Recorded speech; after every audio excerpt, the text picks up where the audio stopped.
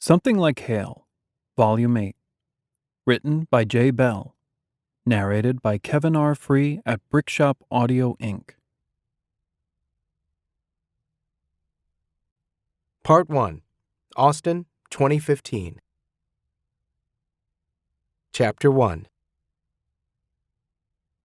This is a contract. A promise to rise up like a phoenix and find my way back to a normal life. Sure, I've been through some hard times. I'm one substance abuse problem away from hitting bottom, but I'm still young, and my mom always insisted that I'm smart. Now I'll prove that I really am. No more excuses. I'll use my head, use my whole body if need be, to finally escape the streets. My life fell apart years ago. Nothing will stop me from putting it back together again. I hereby swear to myself, for what that's worth, to uphold this promise. Signed on today's date. Noah Westwood stood outside the production studio, palms sweaty as he tucked the homemade contract into his back pocket. His heart was pounding. He tried to blame this on the heat and the physical exertion it had taken to get there. The bus had brought him only part of the way. Once on the edge of Austin, he started walking. Few cars passed him on the road, probably because there wasn't much to see out here except overgrown lots marked with worn realty signs that declared the potential of the land. Only a few of these lots had been developed and were now populated with office buildings, or an industrial village, as one entrance was optimistically labeled. The parking spots were mostly empty, the purpose of each business vague. None more so than his destination. The studio building was large, appearing like a warehouse. No cheerful landscaping greeted him, nor did any windows provide an impression of the interior. All he could see was a massive, silent structure, a scattering of cars out front, and a door. He approached, unsure if this was the correct destination until he read the sign. Studio Maltese. Okay, right place. Now he just hoped it was the right time. Noah wiped his hands on his jeans, wishing he had nicer clothes to wear. Then again, a suit would have baked him alive after such a long walk. He would be better off wishing for a car, a garage to park it in, and a house filled with every comfort. If he'd had any of that, Noah wouldn't be here, nor would he be quite so desperate. After taking a few deep breaths for courage, he pushed open the door. The interior was as drab as the exterior. A long, poorly lit hallway dotted by a number of doors led to an elevator. He focused on this as he walked forward. Noah needed to speak to the man in charge, and that person would most likely be found on the top floor. He had nearly reached the elevator when a man with a large belly blocked his path. He wore a beige shirt with cloth patches on the shoulders that asserted his position. "What can I do for you?" the security guard asked, hands on his belt. "Hi," Noah said, doing his best to sound friendly. He casually checked the security guard's name tag. "How are you today, Dave?" He had heard that saying someone's name helped to establish rapport. In theory. In practice, the security guard's mustache tilted as he smirked. He didn't bother answering the question, instead repeating his own. "What can I do for you today, sir?" That "sir" was firm enough to assure Noah that if he didn't get to the point soon, he would be asked to leave. "I'm here to see Mr. Maltese." "Nothing on the books today," Dave replied. It took Noah a second to understand what he meant. "I don't have an appointment. All I need is 5 minutes of his time." The security guard looked him up and down. "Are you selling something? Looking for work?" 5 minutes, Noah said again. "Please." Dave sighed and pulled out his phone. He tapped it and held it to his ear, pinning Noah down with a stare, even as he spoke. "Someone here to see you. Doesn't have an appointment. Won't say why." "Uh-huh." He lowered the phone and pointed to one corner of the hallway. "Turn around, look up there." Noah did what he was told, discovering a camera mounted high in one corner. He smiled and waved, hoping that a little cheerfulness would earn him access. "Okay," Dave said. "Yep, I understand." Noah turned back around to see that the security guard had put away the phone and now wore a determined expression. "Marcello is very busy today," Dave said. "Go home, give us a call, and set up a time." "I really need to talk to him," Noah said. Dave puffed up his chest. "Not without an appointment." He hadn't come all this way just to fail, nor was he about to break the folded contract in his back pocket. It might not be legally binding, but he had given his word, and that still meant something to him. "Can I make an appointment while I'm here?" he asked, stalling for time. He casually eyed the surroundings. No way would he get the elevator doors open and closed again before he was stopped, but he did see stairs off to one side. "Don't try anything funny," Dave said, picking up on his intent. "Call for an appointment. The big boss man will see you when he can." "Okay," Noah said, nodding in agreement. "You're right." He started to turn away, then spun around. He feinted to the left like he was going to plow right through the security guard. The man braced. Noah launched instead toward the right, bolted past Dave, and hit the door to the stairwell. He said a silent prayer that it would be unlocked, stomach sinking when it didn't budge. Then he tried pulling instead of pushing. The door swung open. Noah felt fingertips swipe the back of his shirt as he resumed running and took the stairs 2 at a time. He might not be an athlete, but he was in better shape than Dave. The stairs wound around not once, but twice before they came to an end on the next flight. The ground floor sure had high ceilings. He risked a look back as he pushed through this door, seeing no sign of pursuit, but he could hear thudding footsteps steadily nearing. He turned his attention to the new hallway he found himself in, this one much nicer than the one downstairs. Not only was it properly lit, but decorative palms flanked a window further down. Less pleasing was the number of options. Any of the closed doors lining the hall could belong to Marcello. Noah didn't have time to check every room, but he did slow enough to read the signs next to each door as he passed them. Archives, Randall Lockard, Jameson Belmont, finances, restrooms. He was tempted to duck into that last one to hide, but it wouldn't help. Dave would find him eventually, and Noah still wouldn't have won the audience he sought. A shout from behind sent him running again. He whizzed past door after door without having a chance to read the signs. Marcello could be at the end of the hall. The door next to those nice plants and natural daylight. That made sense, right? Noah sprinted for it and blindly pushed his way inside, not having any options left. The office beyond was on the corner of the building, perhaps facing the back, because he hadn't noticed any windows from the street. Here they defined the room. The space was large, a table and 2 chairs off to one side, and in the center a desk surface mostly empty aside from a framed photo and a razor-thin laptop. A man sat behind this, broad-shouldered and scowling. "Who the hell are you?" the man grumbled. "Noah," he panted in response. "Noah Westwood. Are you him? Are you Marcello?" Before the man could respond, a hand clamped around Noah's arm. "That's it!" Dave shouted. "You can either come quietly or I'll break your neck. Which is it gonna be?" "I'd go with him," said the man behind the desk. "Dave was a championship wrestler in college."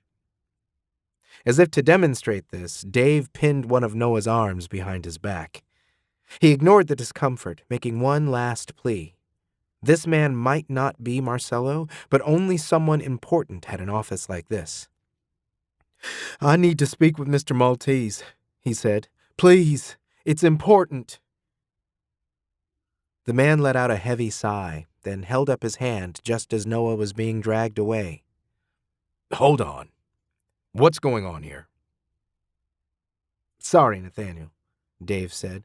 "This punk thinks he doesn't need an appointment to talk to the boss man. Thought he would bust in rather than wait." "Why?" Nathaniel responded. I need Marcello's help, Noah blurted out. I bet you do, Nathaniel said, but he nodded to Dave. Let go of him. I'll take care of this. Are you sure? I can stick around and... He doesn't look very tough, Nathaniel said, or dangerous. Go on. It's fine. Noah gasped in relief when he was released, glaring at Dave as he left. Probably not fair, considering the guy was just doing his job, but Noah's pride was hurting. His arm, too. He turned his attention forward again. Thank you. He walked closer to offer his hand. I'm Noah. Nathaniel didn't budge. What do you want? Noah let his hand drop since it was being ignored. I'd like to talk to Marcello, please. I mean, Mr. Maltese. About? Noah hesitated. He didn't know who he was dealing with, and that made him reluctant to speak. Nathaniel studied him. Then he sighed, picked up his phone, and held it to his ear. Hey, he said. I've got a kid here who insists on talking to you personally. Goes by Noah. You know him? Eyes traveled over his body. Red hair, green eyes. I got the same impression. What? I'm not going to... Fine. The phone was lowered again. Take off your shirt. Noah stared. What? Take off your shirt, or at least lift it up. Maybe they were worried he had a gun tucked in his jeans.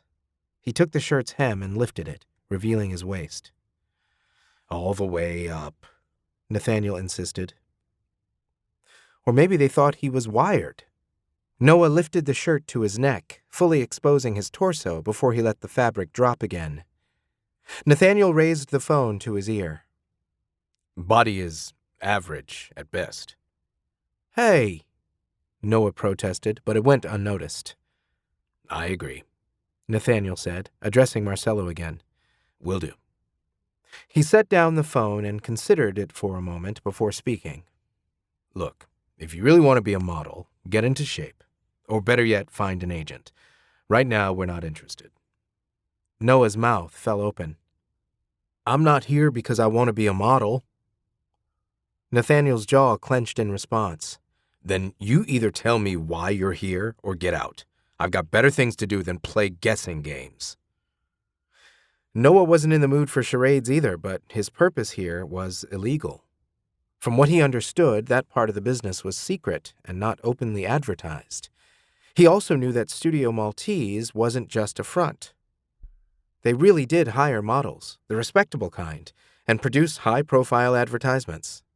That's not the job he was after, but how to discreetly broach the subject. Unless that's what Nathaniel was attempting.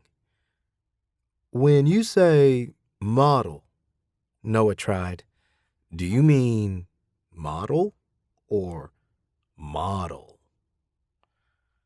They sound the same to me, Nathaniel grumped. Then he seemed to understand, leaning back in his chair slowly, expression guarded. You're interested in movies. No, Noah said. He knew about those as well, but that would be too much, too permanent. The other thing. Dating? Exactly! He felt happy they had finally gotten there. Nathaniel didn't look so pleased. Do you have a reference? Sorry? A reference, Nathaniel repeated. Who sent you here? Oh. In other words, how did he know about the escort service? That was complicated. Noah was loath to say the person's name, so he scrambled to find a different one. Someone who would know the same information and could get him where he needed to be. T.M. Wyman. That did the trick.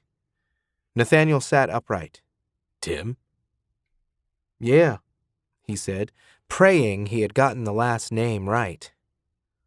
Was it Tim Wyatt instead? No. He had heard it said often enough, Noah was certain. Seriously? Uh-oh. What choice did he have but to stick with his story? He nodded. Nathaniel considered him, then looked at the door. And this is why you felt the need to bust in here like your life depended on it? Because you're interested in that sort of work? Noah would have swallowed if he had any pride left. Can I talk to Marcello now? I think you'd better, Nathaniel said, sounding exasperated. He picked up his phone again and turned around in his chair, voice a low murmur that Noah couldn't hear. After a short discussion, Nathaniel hung up the phone and stood. Come with me. Noah was led back down the hallway to the elevator. He wondered if he was being shown to the exit. Tim's last name might be Wyatt after all. Once they were in the elevator, Nathaniel punched a code into a keypad, the doors closed, and the little box moved. Are we going up? He asked, not hiding his surprise. Nathaniel looked over at him. I'm guessing you took the stairs. They don't go to the third floor. I didn't know there was one. It's just an addition built onto the roof. He tried to picture what awaited him there. A rooftop garden where Marcello pruned exotic plants while overseeing his criminal empire? He certainly didn't expect such a large and luxurious space. The lush carpets strewn about the stone floor and the wet bar that occupied one wall made it resemble a living room. On the opposite side of this, near the windows, 2 couches faced each other, separated by a low coffee table. The desk at the far end of the room was cluttered with files, papers, knickknacks, and a large monitor. An imposing man sat behind this, already eyeing him critically. Just an elaborate office, then. Nothing so dramatic as a rooftop garden, but Marcello still would have made a great Bond villain. Nathaniel led the way and stopped when they reached the couches. There he sat. Noah looked to him for guidance. When none came, he proceeded to the desk. Marcello didn't rise to meet him or offer his hand. His gaze was appraising. Perhaps he was deciding if Noah was hot enough for the job. Marcello was basically what Noah had imagined. Old, overweight, and dressed in a conservative suit. Exactly the kind of client he could expect to entertain. Those dark eyes, though, they were shrewd. Noah had a hard time meeting them, but he forced himself to as he held out a hand. Hello, he said. It's an honor to finally meet you. I'm Noah. You've caused quite a stir, Marcello said, standing finally. His voice was husky, his palm warm. Let's start from the beginning. Why are you here? Noah glanced over his shoulder to where Nathaniel still sat. Don't worry about him, Marcello said reassuringly. He finds this sort of business tedious. I doubt he'll take in a word of it. Speak freely.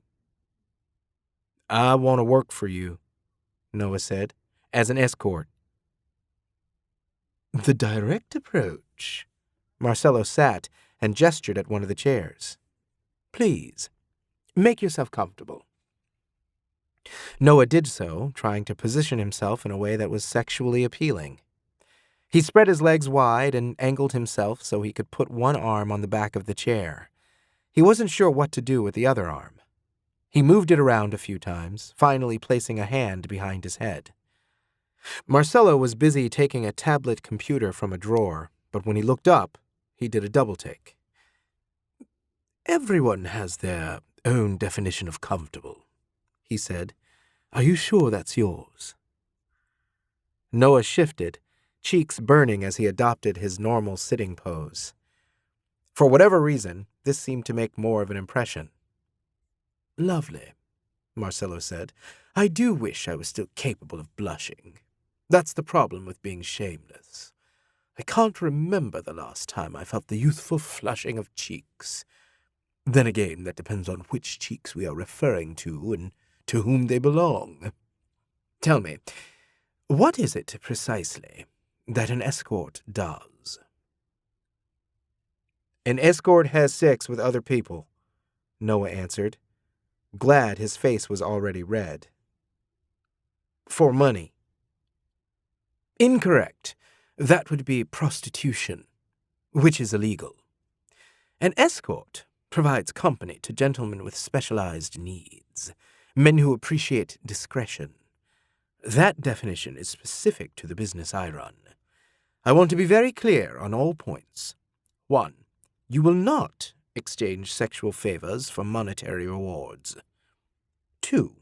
We cater to clients who demand exceptional care and quality. 3. The work done here is not to be discussed with anyone, not friends, lovers, or spouses, not even your mother. Do you feel you can handle all of that?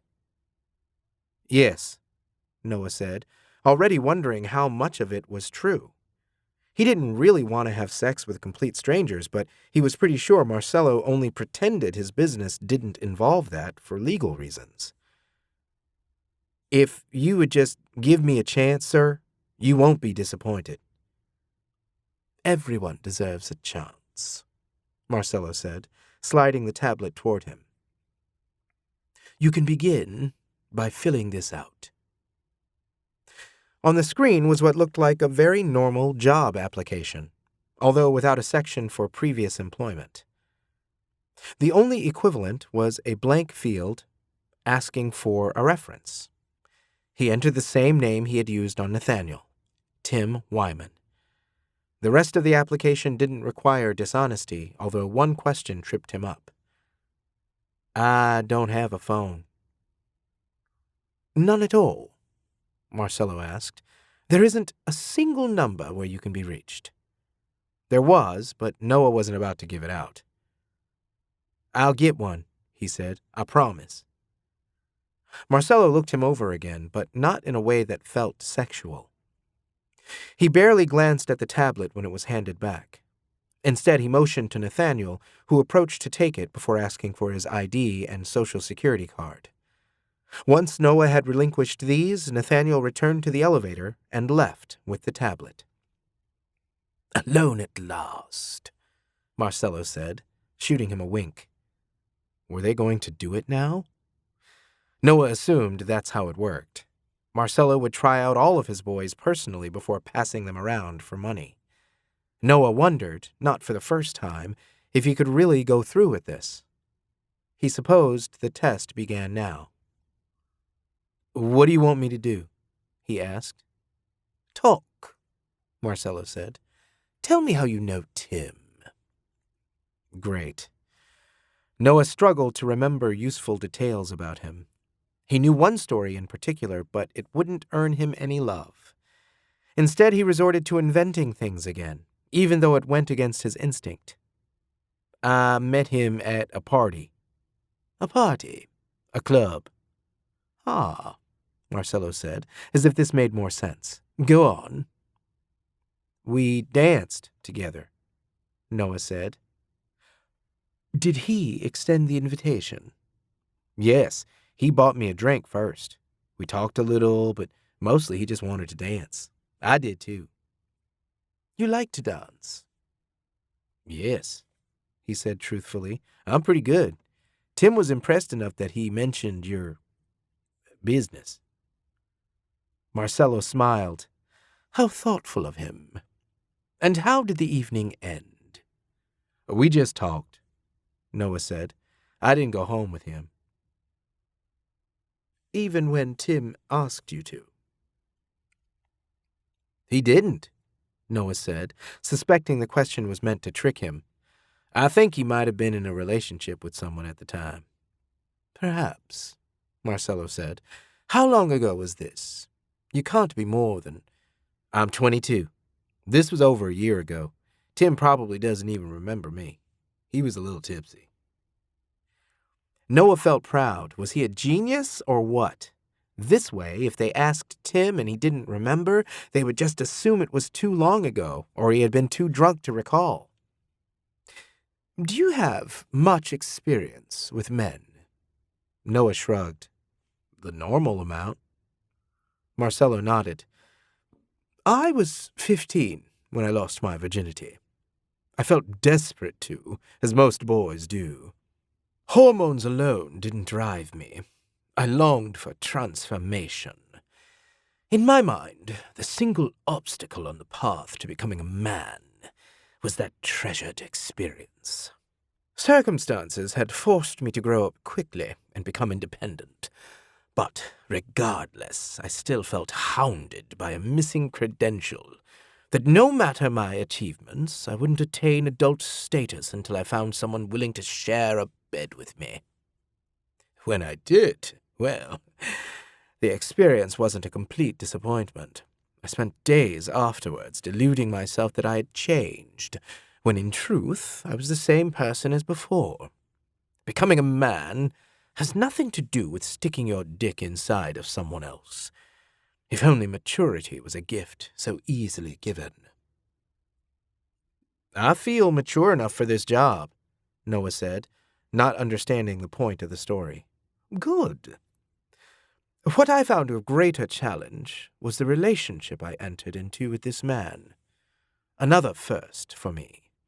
I gave him my heart and everything else I had to offer, and my reward was many months of happiness, swiftly followed by betrayal. When I first found evidence of his infidelity, I couldn't believe it. I refused to. I gave him the benefit of the doubt, and not wanting to insult him by asking directly, I started digging.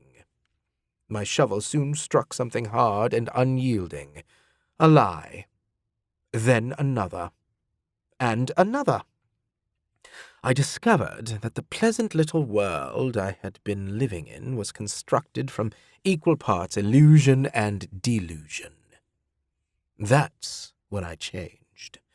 I had expected it to happen when I lost my virginity, that I would become a new person and be able to draw a line between then and now, before and after. Accepting that my boyfriend was a liar allowed me to do just that. I've never been capable of blind faith since. Having the wool pulled over my eyes once was enough for me. Do you understand? Noah nodded. He understood perfectly. His entire ruse had been seen through. I'm sorry. As I said, everyone deserves a chance, sometimes two. But listen carefully to what I say next. If you ever lie to me again, even once, we're finished. I can become your greatest friend or your worst enemy. Think carefully about which you would prefer. Now then, what are you doing here?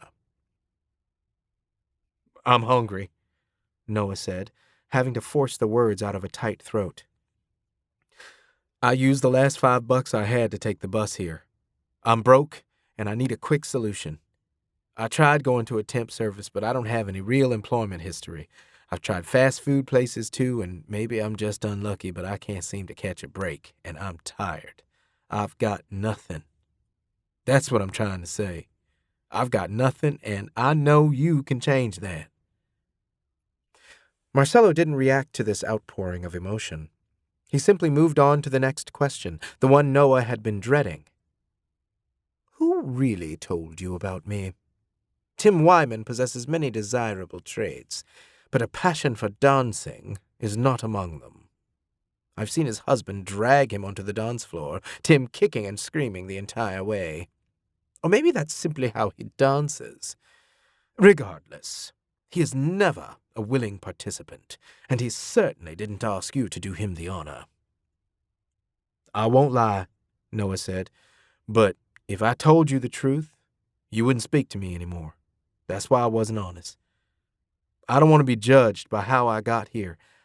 I know I'm in the worst position to say this right now, but you can trust me.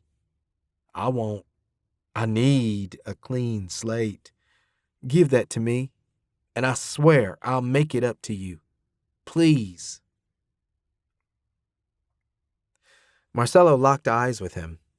Would you care to know the true focus of my business? It isn't advertising, photography, or media production, nor is it adult films or escorts.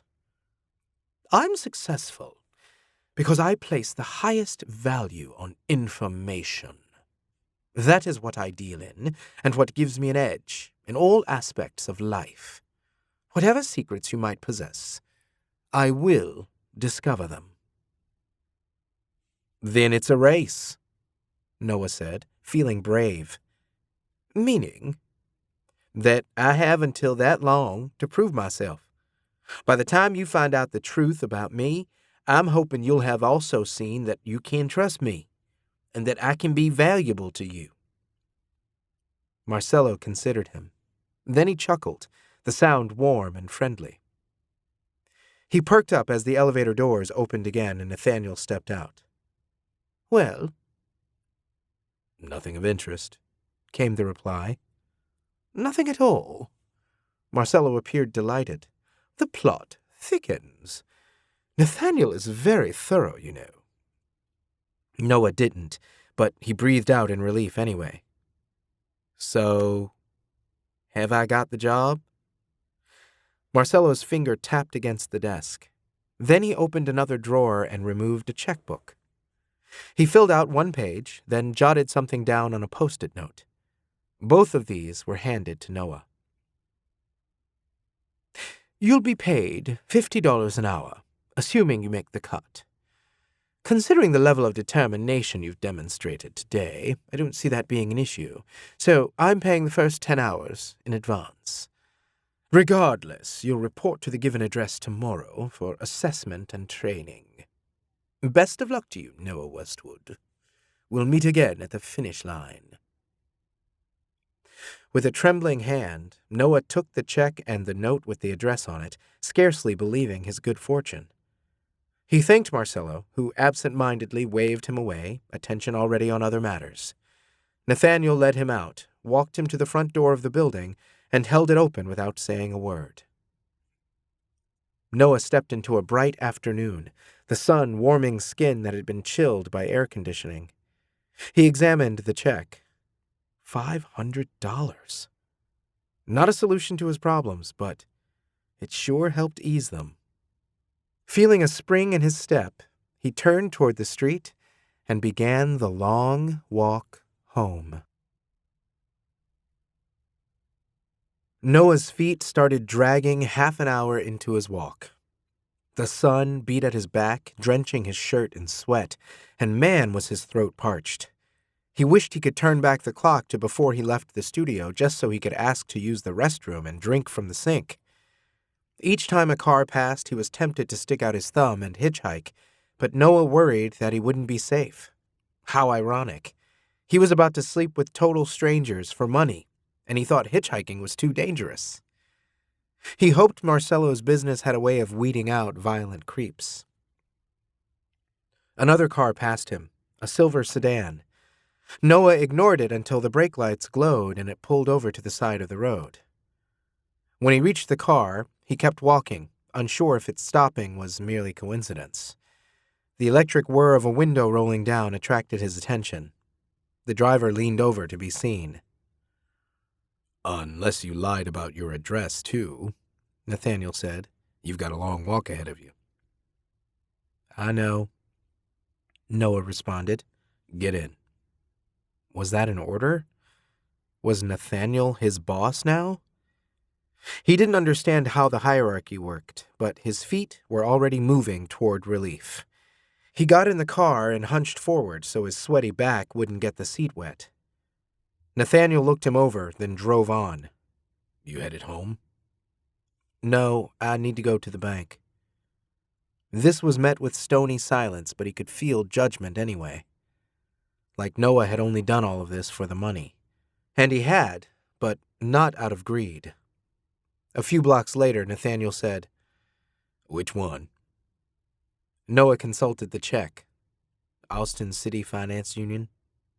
The bank that had issued the check should allow him to cash it. He hoped, since he didn't have an account of his own. The quiet interior had him on edge as they continued their journey.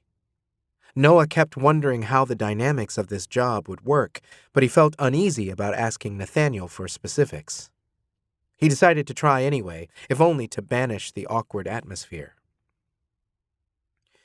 Any idea how many hours I'll be able to work per week? The more, the better. I don't know, Nathaniel said. I don't want to know. He'll have to find someone else to take over that part of the business because I find it distasteful. Hey, it's not my first choice either, Noah said, refusing to feel ashamed. Things have been really messed up for me lately. Some of it is my fault, I'll admit that, but not all of it. I'm just trying to get back on my feet. Nathaniel looked over at him, the grumpy expression finally absent. I've been there, he said. I've got nothing against you personally. Not yet, anyway. But I love Marcello, and I hate the idea of him being taken advantage of. I'll make sure that doesn't happen. He loved Marcello? Were they a couple? He seems more than capable of taking care of himself. You'd think, but he has his weaknesses, and sometimes people are lucky enough to stumble into them without realizing. Noah wasn't sure what that meant either. All he could do was speak for himself. I'm just trying to get by, and not at the expense of anyone else. Nathaniel nodded as if satisfied. He remained quiet the rest of the way to the bank until they pulled into the parking lot. Should I wait? He asked. I'll be okay, Noah said. Thanks. He left the car and went inside, feeling scuzzy but in better condition than he would have been otherwise. Hell, if Nathaniel hadn't given him a ride, he probably would have arrived too late and the bank would have been closed, forcing him to wait until tomorrow. Noah went up to the counter, hoping to cash the check, but of course they gave him grief about not having an account. No big deal. He would need one if he was going to be earning money regularly. He opened a new account and kept $100 in cash. After this business was concluded, he made a beeline for the nearest fast food joint. Noah ordered a triple cheeseburger, fries, and a fountain drink that he refilled before leaving. Thoroughly stuffed, he felt as large as Marcello as he began his walk toward the homeless shelter, stopping at a grocery store along the way for white bread, peanut butter, and bananas. Those would help solve one of his biggest problems: lunch. The shelter provided breakfast and dinner, but the portions weren't always generous, and he had a high metabolism. Considering that he was on his feet and walking most of the day, he needed all the calories he could get. Noah felt optimistic when reaching Jerusalem. He knew from his Bible school days that the real Jerusalem was a place of pilgrimage. Whoever had named the shelter had a sense of humor because he wasn't the only one who made a daily pilgrimage there, seeking a different kind of salvation. The weather was warm, the spring days long enough that beds wouldn't be in such high demand. He still had a chance. The shelter was on a corner downtown. As was so often the case, the sidewalk was filled with people who loitered and begged. Some asked him for money on the way in. Normally, he found that ironic. Today, with substantial money in his pocket, he felt guilty. He perked up again when he saw Edith working the front desk. She was an older woman, tall and gaunt, who spoke with a light accent, something European. Although Noah had never asked her about it, assuming that everyone did so and that she was probably sick of explaining. Edith was firm and efficient, but always had a smile for him. That's more than he could say for the hulking man next to her, hairy arms contrasting with the cue ball head. Noah thought of him as the bouncer. He ignored this man, focusing on Edith instead. Sorry I'm late, he said, already smelling that dinner was being prepared. I'll get washed up and help. Hello to you too, Edith said, pretending to scold him. If you're always rushing, the good things will never catch up to you. She often said weird things like that. Noah assumed they were common phrases in her home country and sounded more natural in her native tongue. Sorry, he said again. It's been a busy day. Edith noticed the small bag of groceries and looked pleased for him. We're almost out of beds, she said. Noah swallowed. He usually didn't like to ask until he had already helped out by volunteering. He preferred working in the kitchen. At times he did less pleasant things, like cleaning the restrooms. None of this was required or even suggested. He simply didn't expect anything for free. Don't worry, Edith said. I have your back. He smiled as she handed him a small square ticket. In handwriting, it had the date on it and the letter-number combination of B49. They really were almost out of beds. The shelter had 2 dorms, large rooms filled with nothing but places to sleep. Dorm A was the better of the 2, since the beds were larger, some of them for couples or families to share. Dorm B was cramped full of bunk beds instead. The shelter also provided private rooms, about 20 of them. These could be rented for $30 a week. On occasion, he had been lucky enough to stay in one, not because he had the money, but if one happened to be empty, Edith would let him use it. A perk of volunteering, he supposed. He was tempted to rent one now, but this new job still wasn't certain, and he had to work off the loan Marcello had paid him. Noah would be frugal with the money he had left until more came in. "Thanks," he said, holding up the ticket. "You're the best." She smiled at him. He would come back later to socialize. Now that he had a bed, he was twice as eager to pull his weight. First, he went to the lockers, stowing his food and wallet there. After a quick trip to the restroom to wash his face and hands, he reported to the kitchen. Another benefit of working hard was how much easier a good night's sleep came. When he saw that they were serving chili, he was especially eager for a deep slumber. Sharing a room with 50 people, most of them guys who had guts stuffed full of beans, he prayed that he would be unconscious before the farting began. Chapter 2.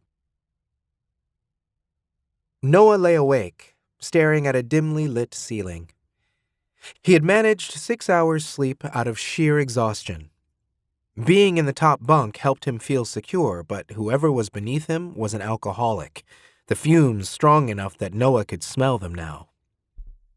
The man had other issues, too, judging from the way he kept mumbling to himself. Was the guy even asleep? Noah wasn't sure, but he was used to this. He often divided the homeless into 3 categories: the junkies, who were addicted to booze or drugs, the crazies, who had mental health issues, and the tragedies, who each had a story. Some people fit into 2 or all 3 categories. Noah had mostly managed to stay in the 3rd. He had a story, a sad tale that had landed him on the streets. Occasionally, he did feel like he was going crazy, and Noah had also tried escaping the world by getting wasted. But mostly, he wanted to keep his wits about him, hoping it would help him find a way out. Speaking of which, he had an appointment today. From the limited light, Noah estimated that the current time was around 5 in the morning. The shelter would open its doors again in an hour. Between 9 in the evening and 6 in the morning, the building was on lockdown. From what he understood, this was mostly to reassure the local community that those staying here weren't to blame for any spike in crime, although on occasion the police still needed to be called in to remove someone violent, or paramedics let in to deal with an overdose. As a kid, he had never conceived of such things. Noah thought back to a more innocent time of swing sets, a baby blue bedroom, and sack lunches packed by his mother. Each day had ended with loving hands tucking him into a warm bed. God, that seemed so far away now. No sense in dwelling on the past. Noah quietly climbed down from the top bunk and went to the dorm entrance. This led to a common area, where 2 sets of eyes appraised him and looked away. The staff knew he wasn't trouble. Noah used the restroom, then went to his locker to gather his clothes. He owned 1 pair of jeans and 4 shirts. Most of his underwear and socks were in bad condition, but soon he would invest in new ones. Especially since lots of people would be seeing his underwear. Geez, what a notion. With this in mind, he went to the laundry room and its machines. 1 set was huge and industrial, made for washing and drying sheets in bulk. Noah had run it a few times while volunteering. Another set, smaller like those he had grown up with, was free for the homeless to use. He checked, but as often was the case, both machines were filled. The 2 coin-operated machines were available, so he used them instead.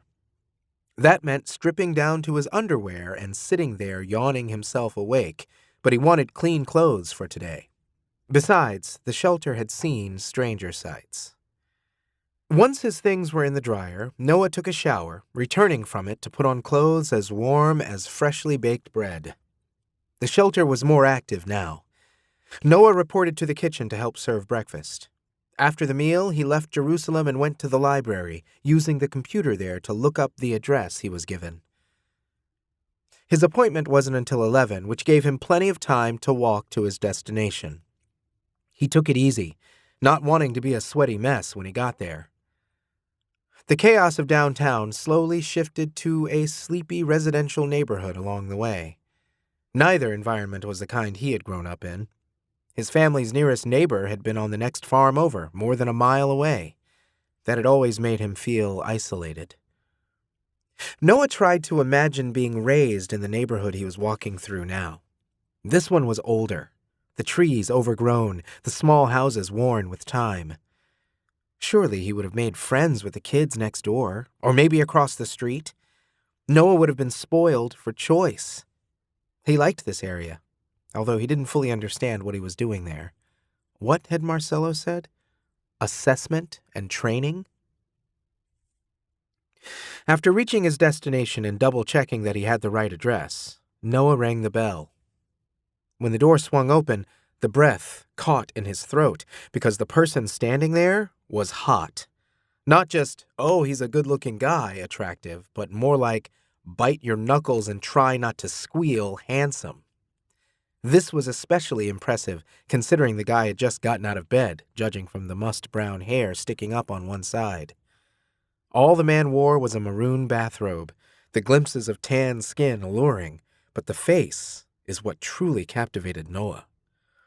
The eyebrows were thick and black, the dark irises of his eyes nearly blending in with the pupils. His nose was perfection, not too big, not too small, the kind people in Hollywood paid plastic surgeons to create. And that mouth? It was begging to be kissed, the delightfully pink lips moving to say his name and making it sound better than it ever had before. Noah, right? He managed to squeak out something resembling a yes. Cool. I'm Harold. Come on in. Awesome. Please let assessment mean lots of making out just to prove Noah knew how. The front door led directly to the living room, where a large couch and coffee table faced a flat-screen television mounted on the wall. He could see a dining room and kitchen beyond, and on one side, a hallway that probably led to bedrooms. Have a seat, Harold said, gesturing to the couch. You caught me by surprise.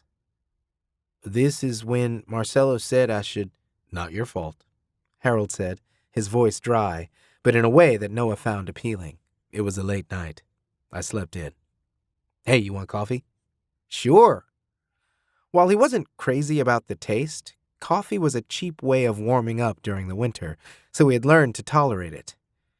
Right now, Harold could offer him chocolate-covered grasshoppers, and Noah would have gleefully nodded his consent. His host disappeared into the kitchen.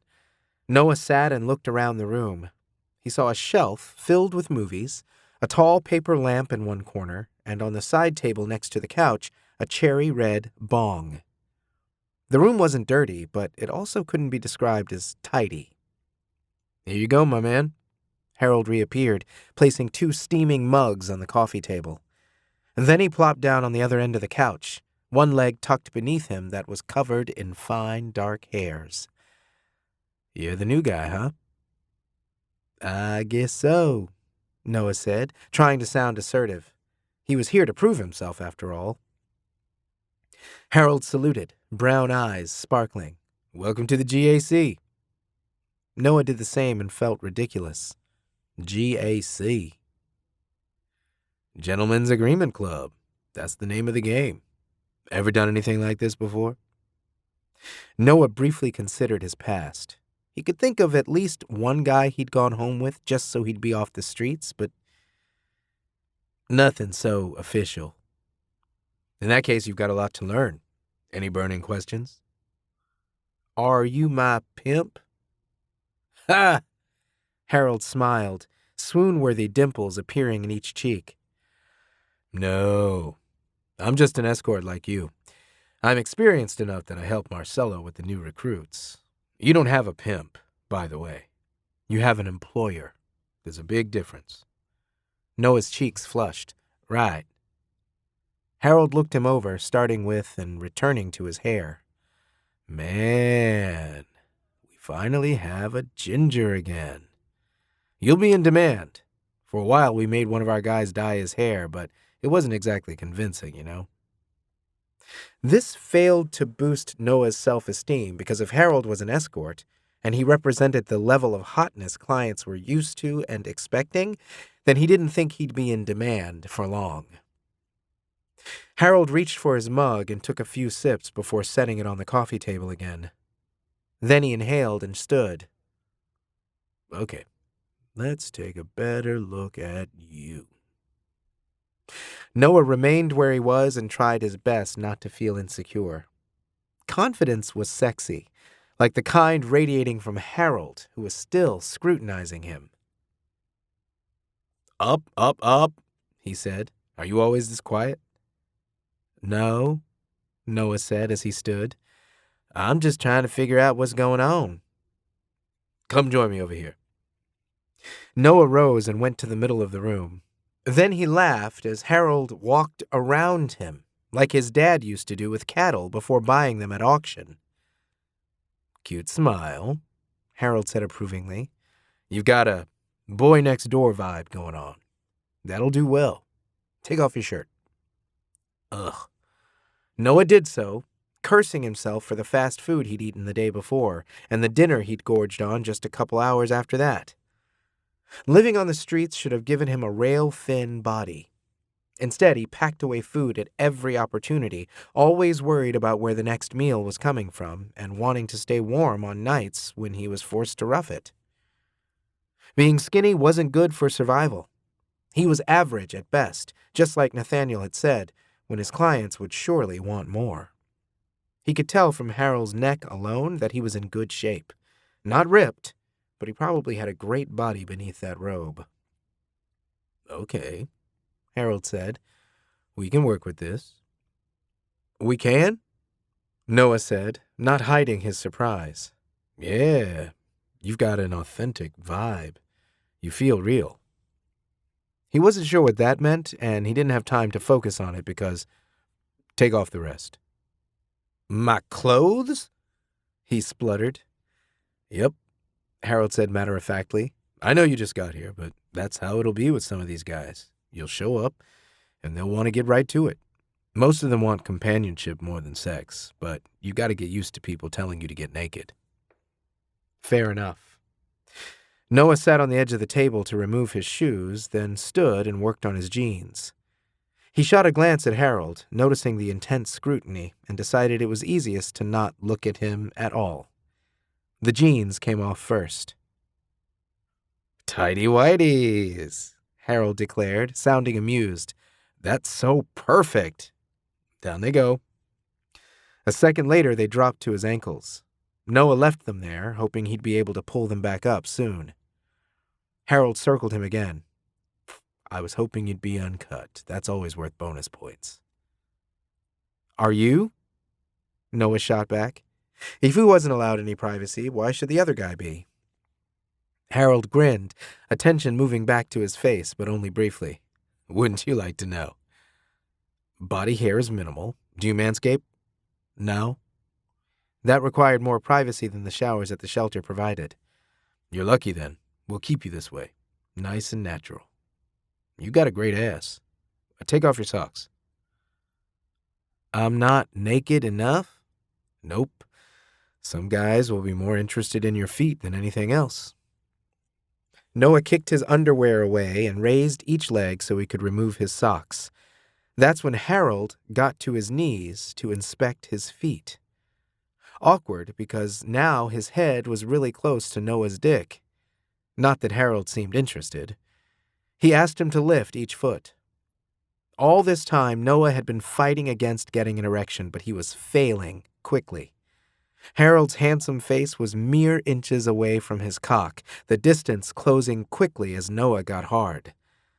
Just before the head could brush against a tanned cheek, Harold looked up. and stared. "At least we know you won't have any trouble performing," he said. "You'd be surprised how many guys think they can do this, but when the time comes to... Damn, you're a grower." If there's one thing Noah had going for him, it was this. He had never thought his appearance would make him a good escort, but when most guys saw what he was packing, they tended to get excited. Harold was no exception. "Hold that thought," he said, hopping up and rushing from the room. When he came back, he was holding a ruler. "Seriously?" Noah asked. "It's a number we need for your profile," Harold said, shooting him a grin. "And besides, I'm curious. Looks like you're at full mast?" If he wasn't already, he became rock hard when Harold reached down and grabbed Noah's dick so he could press the top of the ruler to it. He squeezed the head to get an exact measurement. "Just a smidge under 8 inches, he said. "If anyone asks, you're 8 exactly." He let go and moved the ruler away. Noah was mortified to see a strand of pre-cum dangling from the tip of his dick. "You leak a lot?" Harold asked. "Depends on the situation and how long it's been." "Good. Plenty of guys will appreciate that. You can put your clothes on again." Noah scurried to dress, cheeks burning. He'd have to get used to this. He wasn't naive. He understood that he would be doing all sorts of depraved things. He just never expected it to be with someone so hot. "Okay," Harold said, all business now. "Here's the deal. We've got a lot of ground to cover today. We need to hit a clinic to have you tested. We'll get your hair cut, too. A pedicure is probably a good idea. You own any clothes better than what you're wearing?" "No," he admitted. Harold exhaled. "That might have to wait. I'll take a quick shower, then we'll get started." "Does this mean I'm in?" "Yeah, you're in," Harold said, making it sound obvious. "Enjoy your coffee. I'll be right back." Noah sat on the couch, thinking pure thoughts until his erection subsided. When he heard water running from elsewhere in the house, he stood and strolled around the living room, trying to learn more about Harold. The movies on display didn't tell him much, simply because he rarely had the luxury of seeing many, although in the winter he sometimes went to cheap afternoon matinees to escape the weather. Not often. That money was better spent on food. He walked to the dining room and stopped dead in his tracks. The table there was large and could have easily sat 8 if not for the model railway that filled the surface. He moved closer, looking for the train, and feeling puzzled when he couldn't find one. The model didn't even have tracks, just little buildings, streets with cars and people. Weird. He couldn't investigate further because he heard the water shut off. Noah rushed back to the couch, taking repeated swigs of the coffee so it appeared like he had been seated there all this time.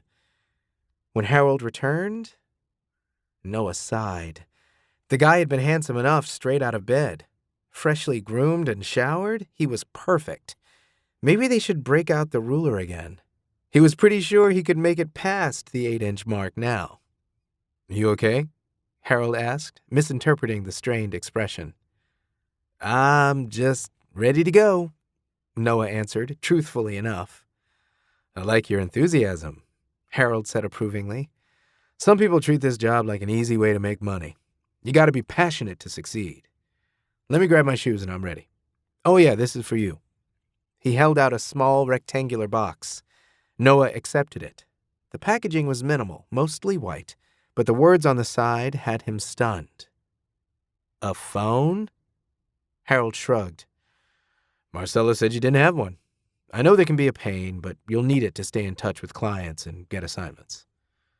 Noah shook his head. "Thank you, but I can't accept this." Harold chuckled. "You're strange. Ready to go?" Soon they were in a car, cruising through Austin. What a way to travel! Noah looked out the window as they went, spotting sun-baked people lugging heavy backpacks that probably contained everything they owned. The person pushing a shopping cart down the sidewalk was definitely one of his kind. Noah felt like he was betraying them by being in a car, but that was his goal. All of this was a means of escape. They arrived at a clinic where Harold took care of all but the most basic paperwork. They didn't need to wait. Noah heard him utter Studio Maltese like a password. This earned them instant attention. Noah was examined in a way much less erotic than Harold had done earlier. His blood was drawn, and they moved on to the next location. And the next, until Noah found himself with a full belly, freshly trimmed hair, and feet that were becoming as pretty as possible thanks to the woman who was working on them. He played with the new phone, Harold walking him through the setup while getting his own pedicure in the next chair over. Noah still wouldn't let himself consider the phone his own. He couldn't afford either the base price or the monthly payments to keep it active. Still, it was fun to finally get to mess with one. "A guy could get used to this," Noah said gleefully. "It's not always days this good," Harold replied. "Sometimes it's even better." "And when it's not?" Harold laughed. "Yeah, sometimes it's pretty freaking gross." If they were alone, he would have asked for details. Noah supposed he would find out eventually. The magical name of Studio Maltese was uttered again when it came time to pay. Shopping followed, which wasn't so fun. They went from store to store, Harold searching for something but unable to find it. He didn't seem interested in Noah's opinion either, being far too focused on his own vision to converse much. When they visited a store specializing in Western wear, only then did he relax. "Finally," Harold declared, holding up a blue and white checkered shirt. He was even happier when discovering one with red squares. "What do you think?" "Those are ugly," Noah replied. He wasn't worried about hurting Harold's feelings because he clearly possessed a better fashion sense. The clothes he wore were stylish, American Eagle or something like that. Noah was out of touch when it came to brands, but he knew what looked good, and this wasn't it. "Throw in a brown vest and I'll be a cowboy." "You'll pull it off," Harold said, his confidence unwavering. "And then other guys will pull these off of you." Noah laughed despite hating the clothes. Stupid hot guy robbing him of his free will. Even worse was, when trying on the hideous shirts, how he did his best to prove Harold right. Noah didn't step out of the dressing room with slumped shoulders and a miserable expression. Instead, he really tried to make it work. "Sold," Harold declared. A few pairs of classic Levi's jeans were added to the pile. They browsed belts with giant buckles, but thankfully, even Harold thought this was a step too far. Once finished at the register, the total making Noah cringe, they walked into the parking lot, the sun low on the horizon. "Question," Harold said, flustering him with that perfect smile. "I know it's been a full day, but if you've still got the energy—" "What?" Noah asked, struggling to breathe. "Do you want to go on a date with me?" "A date?" "Yeah, dinner. What do you say?" Noah swallowed, mouth dry. "Sounds good." "Awesome!" Harold looked him over. "Small favor, though. I want you to put on the new clothes." Noah stifled a groan. "Do I have to?" Another flawless smile, this time reinforced by dimples. "For me." Soon he was on the other side of Harold's car, using it as a shield from the busier half of the parking lot so he could change clothes. Noah felt like he was getting dressed for a rodeo. That brought back less than pleasant memories. As soon as he finished changing, Harold grabbed him by the arm. "Over here, quick. The sunset is perfect."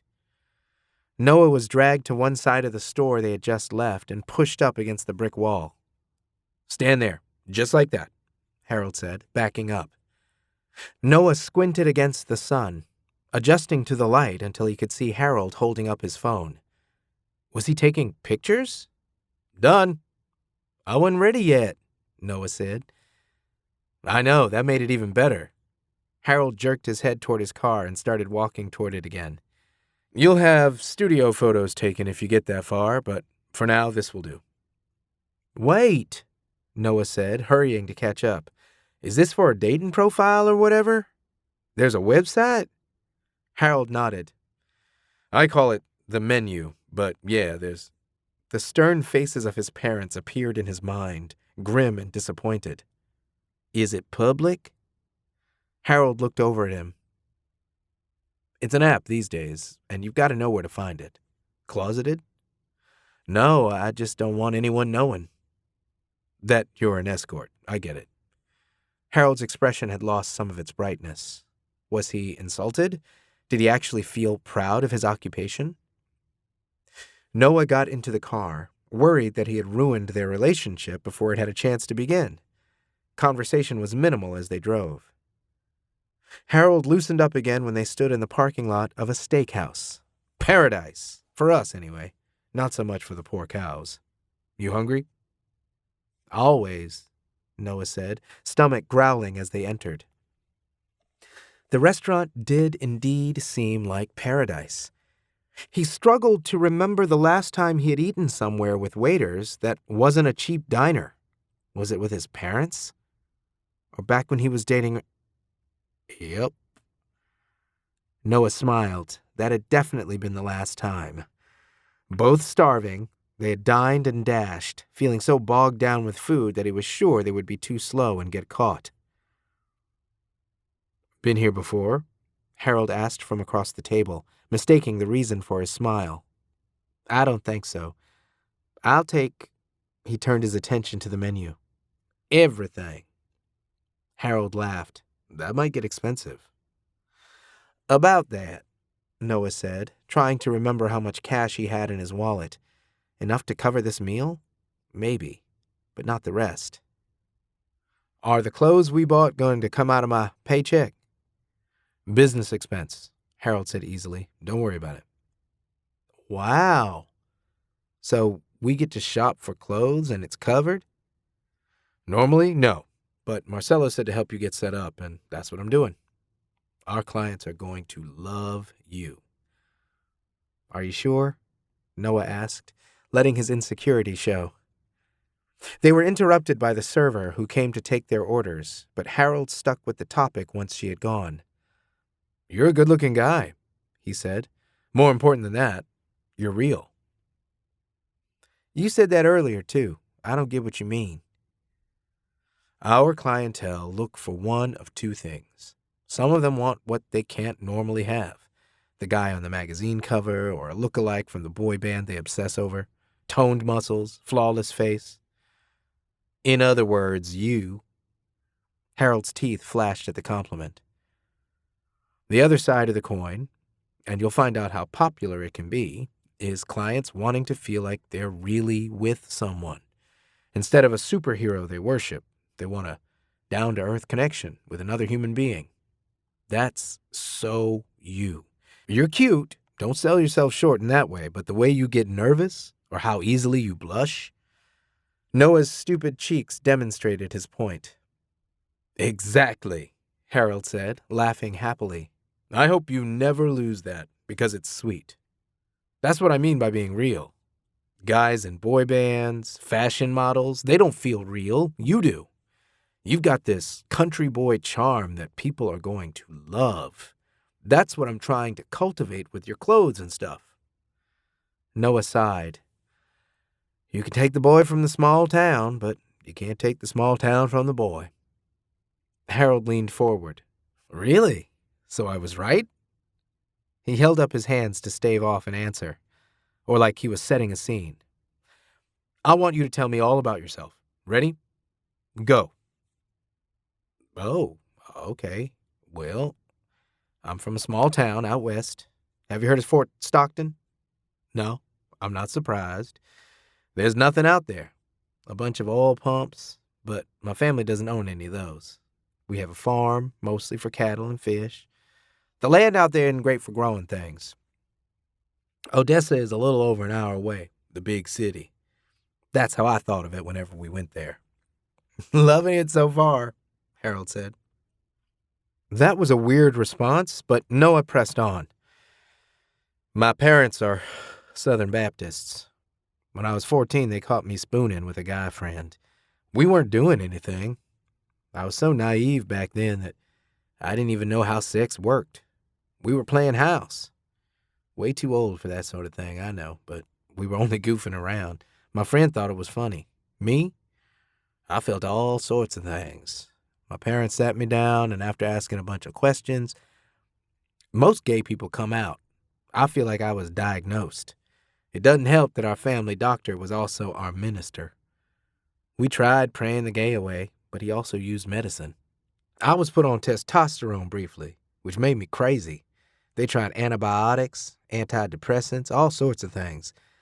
I still don't know what most of it was. The sad thing is, I was right there with them, wanting to find a cure. Jesus, Harold breathed. Yeah, him too. I tried talking to Jesus about it, not that he ever responded. This attempt to fix me went on for a couple of years. None of it was working, so I quit. I refused any treatments. I've been reading things on the internet, which we didn't have at home. No computer at all. We only had one television, and that was in the living room. I wasn't allowed to watch it alone. Anyway, when they taught us how to use computers at school, I discovered that the local library didn't censor search results. I started drawing my own conclusions. I learned that I didn't have to be ashamed of who I am or need to change myself. My parents disagreed. After enough arguments, they kicked me out. I was only 16, and I've been homeless ever since, except he didn't want his date to know that. It's been a struggle. Harold looked aghast. Man, I'm so sorry. It's fine, Noah replied. Everyone has problems. Yeah, but that's especially rough. Think they'll ever come around? Noah shrugged. My mom got a laptop. I'm hoping that'll change her mind the way it did mine. I hope so. Wow. Their food arrived, but Harold didn't touch his. Noah had no such reservations. He grabbed a knife and fork and dug in. After swallowing a few bites, he looked up. What about you? My parents are cool. Harold chuckled. Old hippies. I haven't managed to shock them yet. Anyway, back on track. Your story is a little intense. It's okay to be honest, but maybe hold back on the details unless someone really asks. Noah's chewing slowed. Then he swallowed. What? When people ask about you, getting right to the heart like that is going to bring them down. Sounds mean, I know, but most clients want to have a good time, especially at first. There's room for the deep stuff later. Noah felt his face turning red, but not from embarrassment this time. You're not a client. No, of course not, but we're practicing. We are? He wanted to take the words back the second they slipped free. When Harold had asked if Noah wanted to go on a date earlier, he hadn't meant it in the romantic sense. This was a training exercise. Why else would he need to wear the stupid outfit? Noah sat up instead of slouching, suddenly aware of his table manners. I wish I could go on a real date with you, Harold said generously. He too had picked up on the misunderstanding. Man, wouldn't that be nice? Only downside to this line of work, it kind of requires you to stay single. I knew that, Noah said. Sorry, I have a weird sense of humor. And I can be dense. My dad has been telling me that my entire life. Noah managed to laugh, then shoved more food in his mouth. God, this was awkward. He decided the only way to fix the situation was to prove how professional he could be. I grew up in a small town called Fort Stockton. I'm a farm boy, and I liked that life, but when all my friends started chasing after girls instead of me, I decided the big city might have what I need. That's good, Harold said. Like I said, you don't have to lie or always censor yourself. It's just that most heart-to-hearts happen later in the evening, after a few drinks. Got it. What else should I know? How to keep the conversation going. Harold left it at that, finally turning his attention to his food. Noah waited for him to say more. and when he didn't, realized this was another test. "Tell me about yourself," Noah tried. "Ugh, I'm boring. 12 hours in the office each day and nearly as much on the weekends. All I do is work." "What sort of work?" "Computers. Honestly, if I have to think about my job for 1 second more, I'll go nuts." Okay, someone who didn't want to talk about his life. Noah knew that blabbing on and on about himself was rude, so... "I read an article the other day about how they want to terraform Mars and make it a green planet. It's all theories and sci-fi right now, but could you imagine moving to another world?" Harold crinkled his nose as if not interested. "Space travel?" "Yeah, just imagine. Moving to another town or state can broaden your horizons. A new country is an even bigger change, but an entirely different planet? Think of the potential. You could reinvent yourself. What would you be if you could start over from scratch?" "All I know is computers." "Doesn't matter. Start with your name. Choose a different one." Harold cracked a smile. "Emperor Llama." Noah laughed.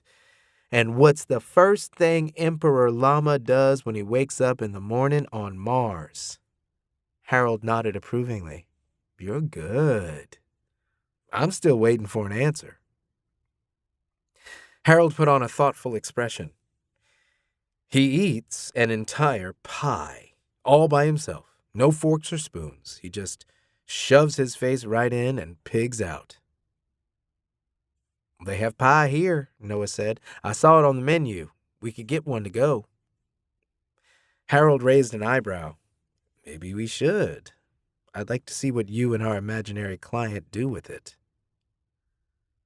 "Feel free to hire me sometime," Noah said coolly, when really the idea alone made him want to jump up and down while giggling. "So tell me more about you. I'm tired of Emperor Llama or whatever his real name is. Tell me about Harold." "Now I'm on the spot, huh?" Noah nodded. "For real. Enough practice." Harold speared a steak fry with his fork, but didn't bring it to his mouth. "I'm a homebody. I'll probably be one of those people who die in their house, but nobody notices because I never leave. That's why I like this job. It forces me to go outside. I get to have interesting conversations, eat at fancy places, and never have to pay for anything." He leaned back and patted his stomach. "It even encourages me to stay in shape. Otherwise, I would just sit at home and do stuff." "Build models?" Harold groaned. "You saw those." "Yeah, that's what I'm into. That and token and watching TV. Like I said, boring." "Why models? And how come there's not a train?" Harold shook his head ruefully. "Check you out, getting me talking about myself. I usually avoid that." "Don't you have to on dates?" "Talk about myself?" Harold leaned across the table and whispered, "I lie through my teeth. Constantly." After reclining again, he added, "Only on the clock, though." "Think I should do the same?" Harold shrugged. "Honesty suits you better. People will respond to that. You'll do well. I'm glad you found your way to us. How'd you manage that, anyway?" "How did I find out about your secret clubhouse?" Harold nodded. "Yeah, tell me everything." Noah considered him. Then he narrowed his eyes suspiciously. "You're only asking because Marcello wants to know, right?" "Busted. You've got a $500 bounty on your head." "I do?" "Yep. Paid to the first person who discovers your deep, dark secret." Noah smiled. He liked that, feeling it made him more interesting. "Stop changing the subject. There's got to be more to you than models and your bong." "The devil is in the details." "My mom used to say that. Then again, she saw the devil in just about everything." "I've been on some weird dates," Harold said, a twinkle in his eye. "But so far, I've never had the devil in me. Unless you count Marcello."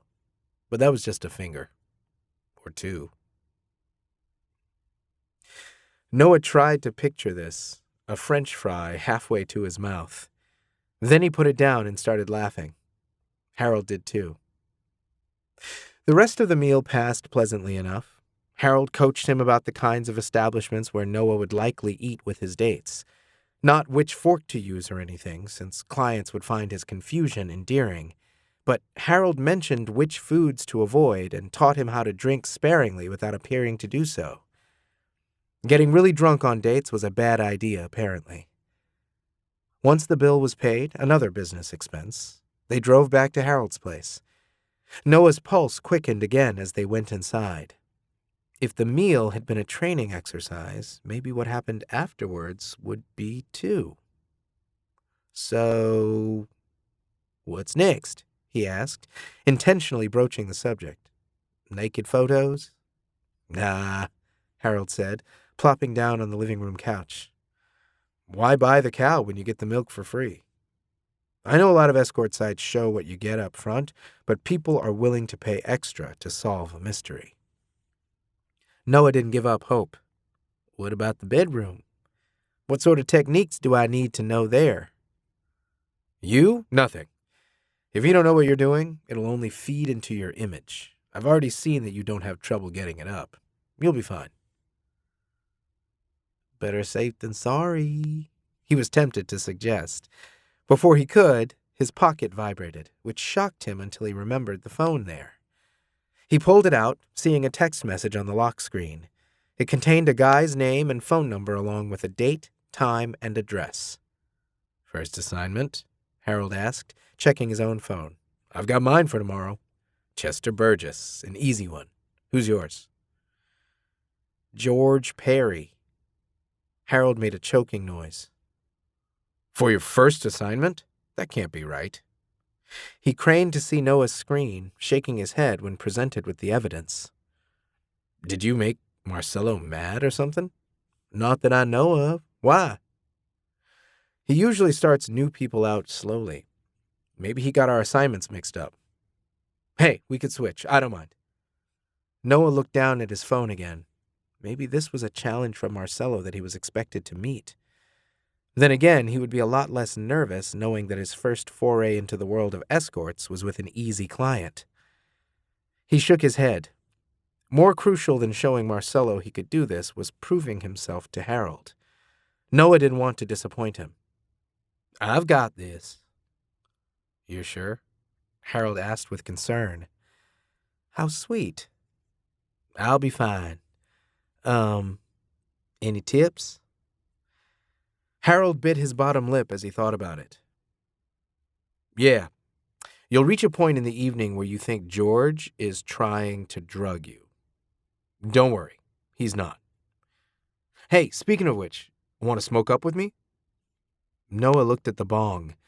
He'd gotten high before and liked it, but when on the streets, he needed to keep a clear head. Even sleeping at the shelter came with risks, and they had a strict policy about the shelter. Noah searched the room for a clock, then remembered the one on his phone. 50 minutes past 8.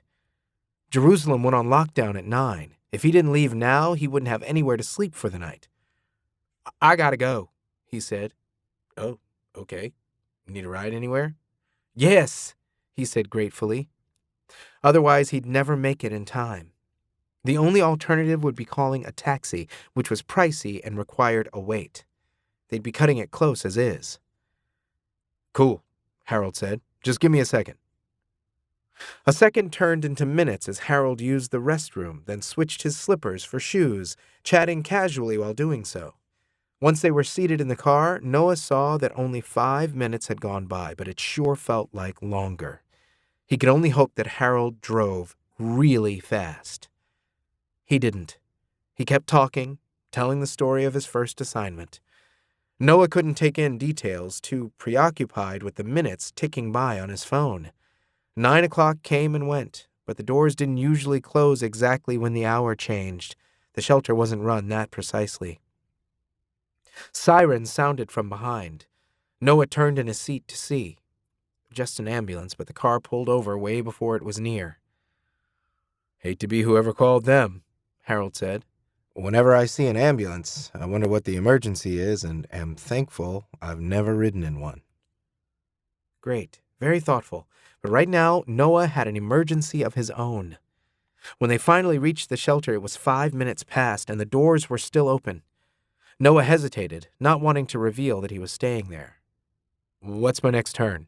Harold asked. "Just a couple more blocks," Noah replied. He couldn't ask him to pull over here. Nothing around the shelter resembled a decent home, so he had Harold cruise to the nearest neighborhood and pull into an apartment complex. "Right here is fine," Noah said, already reaching for the door handle. The car stopped in the parking lot. "Cool. Hey, if you get nervous tomorrow and want to call me, just say you need to use the restroom." Harold chuckled. "That'll probably only work at the restaurant, but it doesn't matter. Find some other excuse if you've got to. You're not on your own, okay? I'll be there for you." The words would have made his heart flutter under different circumstances. Noah simply didn't have time for them now. "Okay, thanks. Bye." He was outside the vehicle too fast to hear a response. He couldn't exactly turn and run for the shelter, though. Instead, he walked toward one of the buildings, wishing he really did live there as he listened to Harold's car pull away. Once certain he was gone, Noah started sprinting. The bags of clothing they had bought were slowing him down, thwacking against him repeatedly as he ran. He stayed away from the main road, just in case Harold was stopped at a traffic light. Only when Noah saw the back of the shelter did he hustle to the front of the building. The doors were closed. This meant more than them being locked. A metal gate barred the entrance, stoic and unsympathetic to his plight. He checked the time and saw it was 20 minutes past. Right now, Edith or whoever was volunteering that night would be getting people settled, offering leftovers from the evening's meal, and doing everything to provide temporary comfort. They would be busy. Noah could rattle the gate or hammer on the back door, and even if the staff inside broke policy, he would still feel guilty standing there with shopping bags in his hands and money in his pocket. He could find a cheap hotel. Once again, he worried about making the money last. If he earned $50 an hour, and assuming tomorrow's date lasted no more than 3, he would still be hundreds of dollars in debt thanks to the advance. He also wasn't sure how often he'd get assignments, or if he was expected to pay back the price of the phone. Best to hold on to his money for now. Noah looked up and down the street, considering his options. He knew of another shelter that was seedier. He'd had bad experiences there, but it was worth a shot. After walking 15 blocks, he discovered it was full. Fine. The weather wasn't so bad. Noah's phone informed him that it would be getting down to 50 degrees that night. Chilly, but nothing he couldn't handle, especially if he minimized his time outdoors. A fast food joint or a diner, then. Noah had a long list of them in mind. Some were friendlier toward the homeless than others, tolerant toward those who made a cheap cup of coffee last for hours. He walked to a diner not far away that didn't mind him taking advantage of their free refill policy. The waitress recognized him enough to act surprised when he also ordered a piece of pie, his version of splurging. At least now he had a phone to distract him. Noah played with the settings, eventually reaching the contacts, which only consisted of 2 names, Marcello and Harold. At one time, more people would have been listed there. Friends he had grown up with, or parents and other relatives, although not many. Noah's family was small. Maybe for a reason. How many other members had been pushed away in the name of God, or had decided to keep their distance because of his parents' extreme beliefs? Still, 2 names only? He didn't know anyone else? A melancholy settled over Noah as he realized just how isolated he had become. Even after being kicked out of his home, he used to have friends. The first place he had driven to was San Antonio because that's where he knew actual gay people. Twins, Rico and Tito. That friendship had started in an online chat room and felt even warmer once continued in person. They didn't have much either, but they gave him all the time and sympathy he needed. Noah would sleep in his car at night, or sometimes on the floor in their shared bedroom. For one night, he snuggled up in the actual bed, but only with Rico. Tito had been elsewhere, allowing Noah to discover just how amazing playing house could be. As upset as he'd been about his parents kicking him out, for a brief period he had felt happy. Happier. His fling with Rico was only that, but Noah moved on to another relationship in another city. Austin this time.